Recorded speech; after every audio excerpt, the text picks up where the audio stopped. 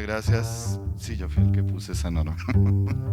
Bueno, muchas gracias por la asistencia y bueno, a mí me corresponde hablar de los resultados de una consultoría que hice para el Organismo Andino de Salud, Hipólito Convenio UNANUE, que se trata de la sistematización de experiencias significativas de establecimientos de salud ambientalmente sostenibles y resilientes al cambio climático en los países andinos. El Organismo Andino de Salud coordina el Comité Andino de Salud que cubre los ministerios de salud de 6 países, de los 6 países andinos: Colombia, Perú, Ecuador, Venezuela, Bolivia y Chile. El objetivo del proyecto fue sistematizar experiencias públicas y privadas significativas, el marco normativo, políticas y planes referentes a establecimientos de salud sostenibles y resilientes al cambio climático. Pero entonces, bueno, la primera pregunta empieza a surgir: ¿qué es un establecimiento de salud sostenible? ¿Y qué es un establecimiento de salud resiliente al cambio climático? Y obviamente en la región andina. No se ve. Bueno, ahí hay una flechita, se la pueden imaginar, en donde arrancamos. Todo el proceso metodológico empezó pues desde un subproceso de planeación, y luego, digamos, esa planeación, se establecieron unos instrumentos de levantamiento de información. Se hicieron unas entrevistas claves a personal de OPS, OMS, de Salud Sin Daño, que es una ONG que se dedica al tema de los establecimientos de salud de este tipo. Luego se hizo un proceso de identificación de cuáles establecimientos de salud eran los que, o cuáles experiencias eran las que se iban a sistematizar. Eso en conjunto con el Comité Andino de Salud y Cambio Climático. Ahí sí, ya con unos criterios que se adoptaron: la selección, la aplicación de los instrumentos, se hizo un protocolo y la sistematización como tal. Entonces, en la etapa de planeación, pues había unos términos de referencia, estaban unos documentos, bueno, lo que les decía de las entrevistas, se elaboró un protocolo de sistematización y se hizo una revisión documental de todas las normas, todo el marco normativo de política de los 6 países. Entonces, básicamente, también ya en la etapa de identificación nos basamos en unas publicaciones. Una es la de OPS y una que se llama Establecimientos de Salud Resilientes al Clima y Ambientalmente Sostenibles y los hospitales que curan el planeta de salud sin daño. Entonces, finalmente, los criterios, se adoptaron 4 criterios. 2 que tenían que ver con la sostenibilidad ambiental y 2 con la resiliencia al cambio climático. Entonces, los 2 que tenían que ver con la sostenibilidad,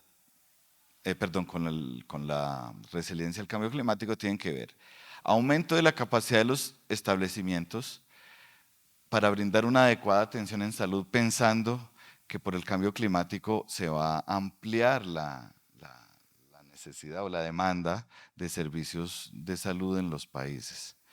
Porque primero hay nuevas amenazas, segundo hay una exacerbación de las amenazas existentes, se prevé, digamos, podría pensar. Entonces los hospitales tienen que estar como preparados.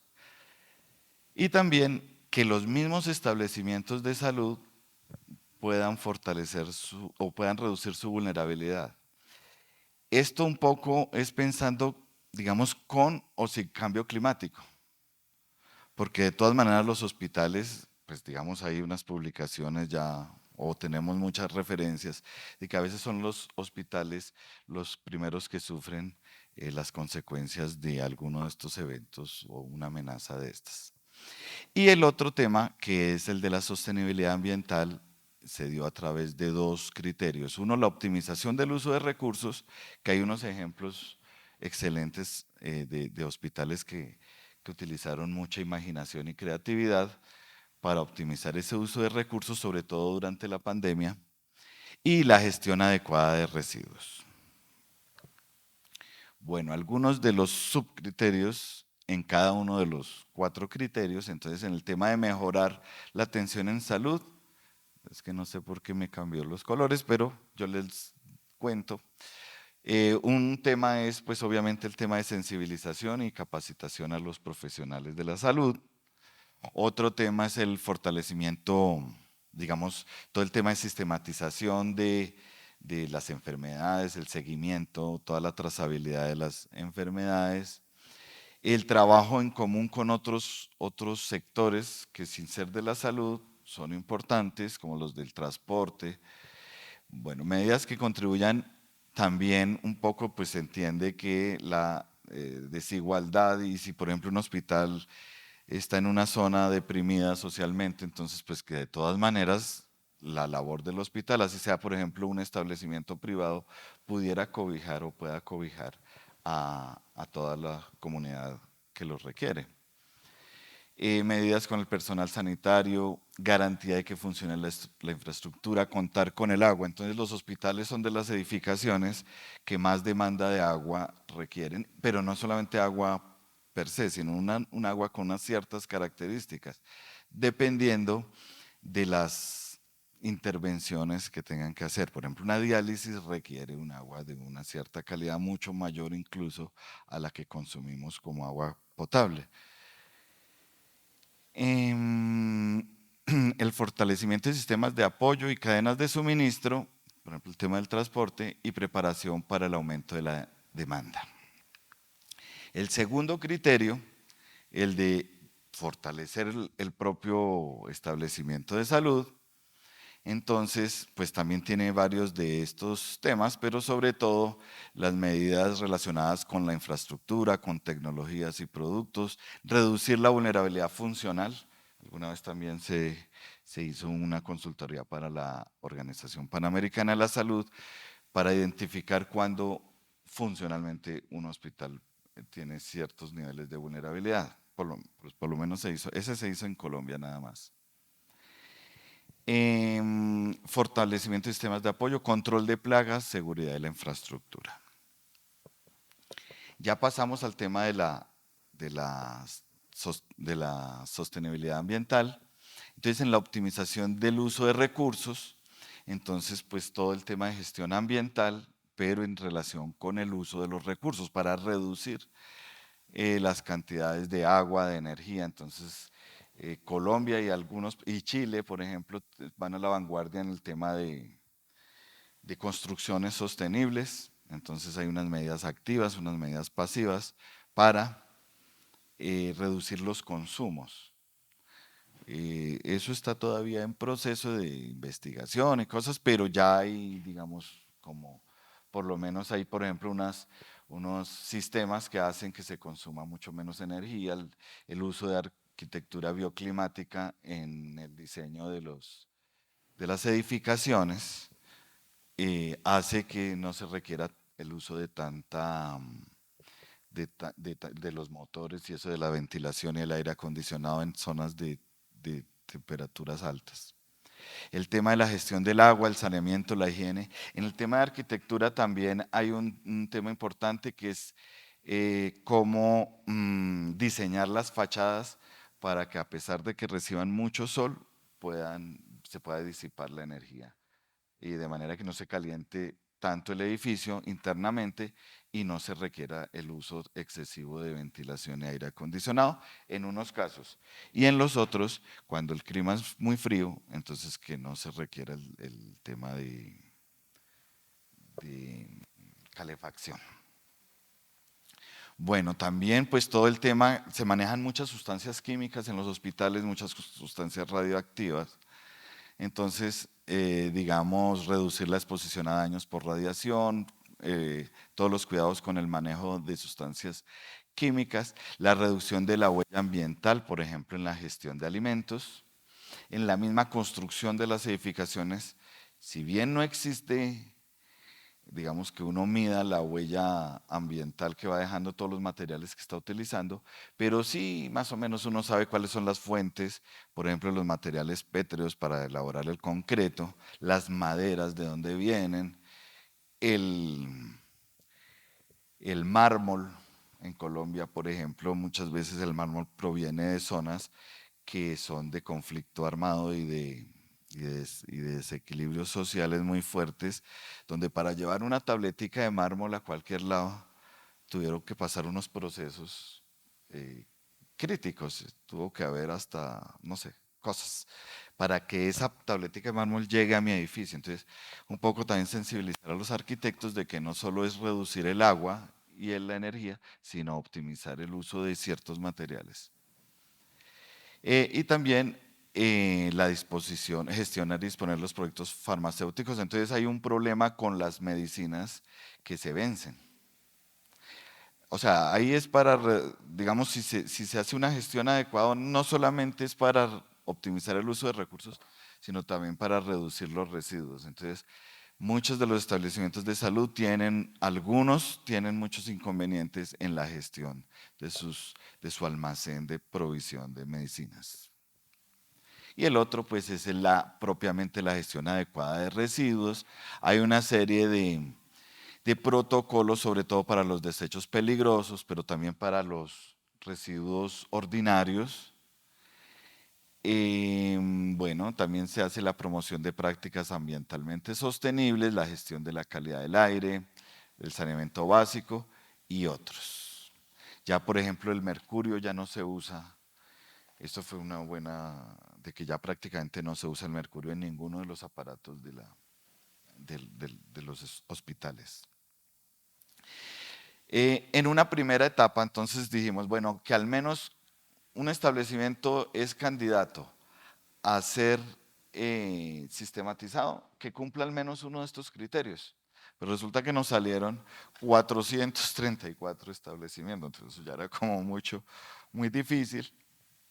Entonces, en conjunto con el Comité Andino de Salud y Medio Ambiente, no recuerdo bien el nombre exacto, pero es el Comité Andino. Entonces escogieron 12 experiencias, 11 experiencias, o 12 experiencias de establecimientos que podríamos como mostrar de ejemplo para otros establecimientos. No es que estos ya hayan llegado y que hayan cumplido con todo, sino que van en el camino. Entonces, pues yo por la limitación del tiempo, aunque la presentación sí la dejamos en las memorias, no voy a hablar de cada uno, pero voy a como a resaltar como el aspecto como fundamental de cada uno de ellos. Entonces, por ejemplo, en estos establecimientos de Bolivia, la clave está, uno, en el cuidado que se le da o el buen trato que se le da a los pacientes. Eso es parte como de la resiliencia. El buen trato, y se basa, por ejemplo, el del Hospital del Alto, el Centro de Medicina Nuclear y Radioterapia del Alto, se basa en eso. Porque además, estos son pacientes que, pues por el nombre del sitio, pues son de tipo que tienen cáncer. Y entonces son personas que hay que darles el mejor trato. Entonces se basa ahí y a partir de eso es que empiezan todos los tratamientos.